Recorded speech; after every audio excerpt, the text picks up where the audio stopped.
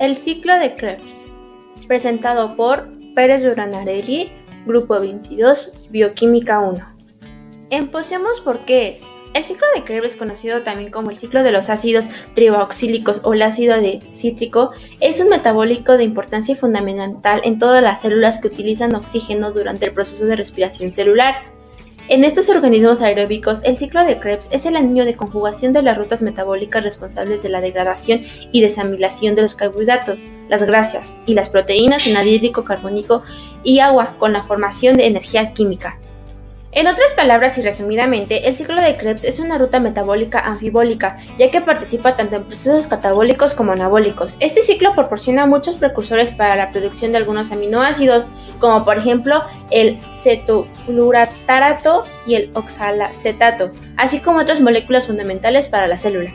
El ciclo toma su nombre en honor al científico alemán Hans Adolf Krebs, que propuso en 1937 los elementos clave de la ruta metabólica.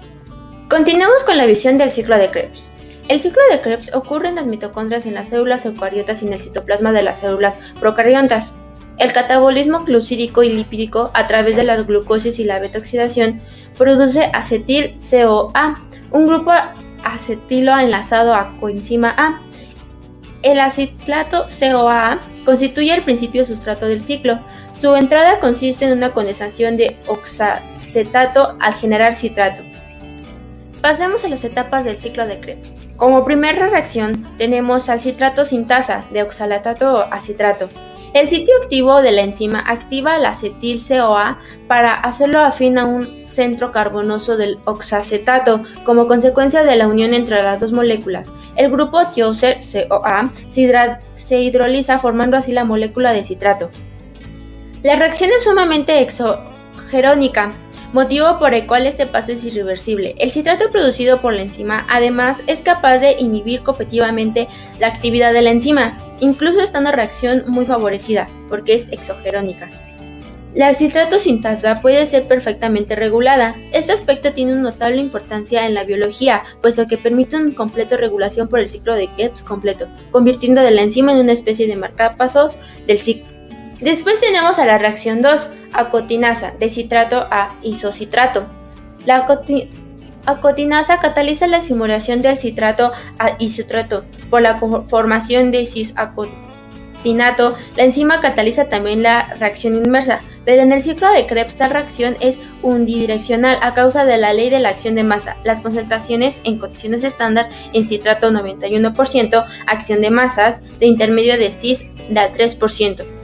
Y de isotrato 6% empujan decididamente a la reacción hacia la producción de isocitrato.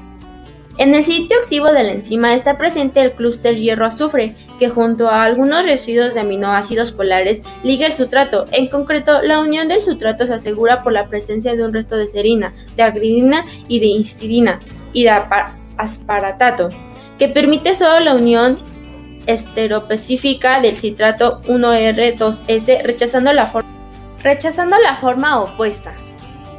La reacción 3, isotrato deshidrogenasa, de isotrato a oxofolatrato.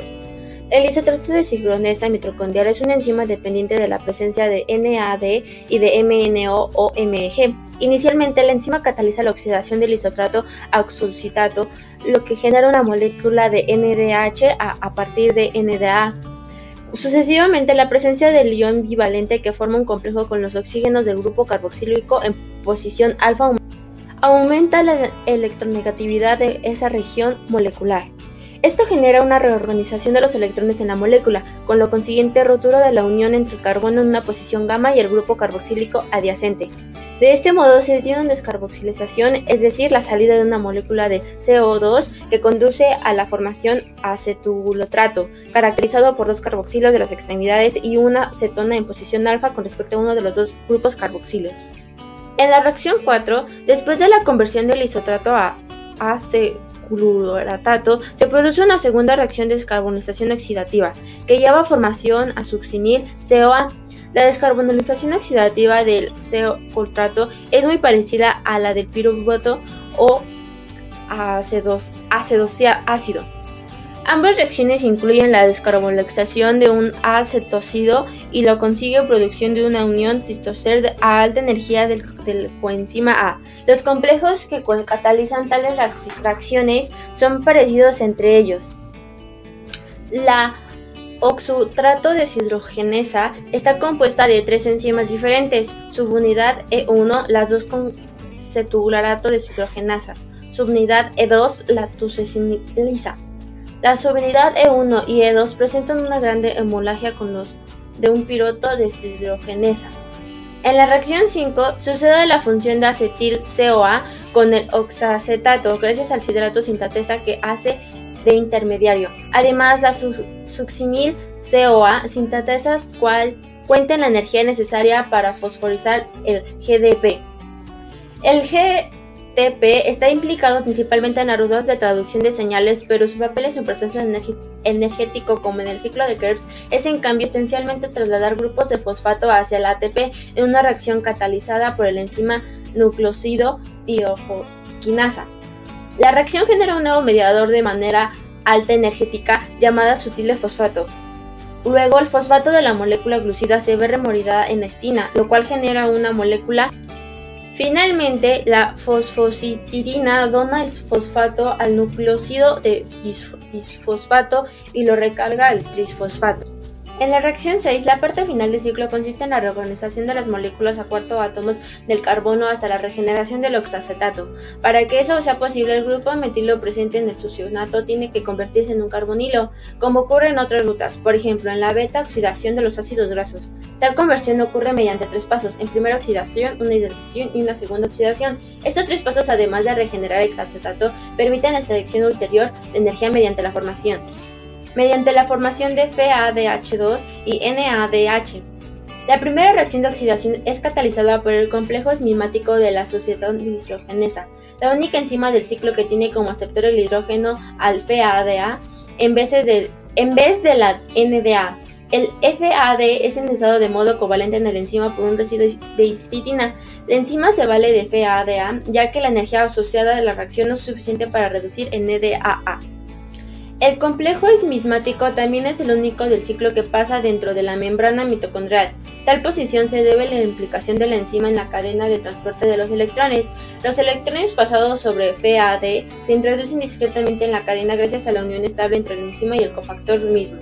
En este punto, en la reacción número 7, se encargará de catalizar un protón y el grupo OH derivados de una molécula de agua. El proceso de hidratación de fumarato produce L-malanto. En la reacción número 8, finalmente en este proceso el malato es oxidado para pasar a oxosalatato, donde la reacción se ve catalizada por el malato hidrogenasa. Estas últimas hace uso del NDA como aceptar el hidrógeno y produce la molécula NDH. En pocas palabras, los ácidos triboxílicos se pueden resumir de forma muy básica en la siguiente manera. En una vía donde los sustratos son oxidados por completo, es decir, todos ellos serán degradados hasta convertirlos en el dióxido de carbono y agua. Para ello se le extrae el sustrato de hidrógenos que pasa por NAD+ y FAD, coenzimas que se reducen en NDH y FADH. Estos últimos ceden sus hidrógenos a la cadena respiratoria, generando así una concentración de protones mucho mayor de la mitocondria, lo que a su vez produce una mayor llamada fuerza protónico-motora, que da como resultado la activación de ATP que hay dentro de ellas, haciendo que asimismo produzca ATP, que se traduce de energía, para lograr que la célula pueda surgir correctamente. De ahí podemos pasar a la fosforilación oxidativa. En la transferencia de electrones equivalentes reducida NADH y FADH obtenidos en la glucosis en el ciclo de Krebs hasta el oxígeno molecular agrupado en la síntesis de ATP. Este proceso metabólico está formado por el conjunto de enzimas complejas ubicadas en la membrana interna de las mitocondrias que cataliza varias reacciones de oxidación, donde el oxígeno es el aceptor final de los electrones y donde se forma finalmente el agua. Es un proceso bioquímico que ocurre en las células. Es el proceso metabólico final, catabolismo, en la respiración celular. Tras la glucosis y el ciclo de ácido cítrico, de una molécula de glucosa se obtiene 38 moléculas de ATP mediante la fosforilación oxidativa. Dentro de las células, la fosforilación oxidativa se produce en las membranas biológicas. En procariontos es la membrana plástica y en eucariontos es la membrana interna de 2 que se consta en la mitocondrial. El NADH y FADH2 moléculas donadoras de electrones que fueron cargadas durante el ciclo de ácido cítrico. Se utiliza un mecanismo intercambiado que implica numerosas enzimas como el NADHQ, la citromama o oxidación y la citrocromo-reduzca. Gracias a la bomba H que moviliza los protones contra la grandina de la membrana.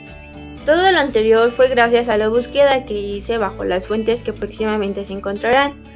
Esto es un resumido lo que es el ciclo de Krebs y la fosforilación oxidativa.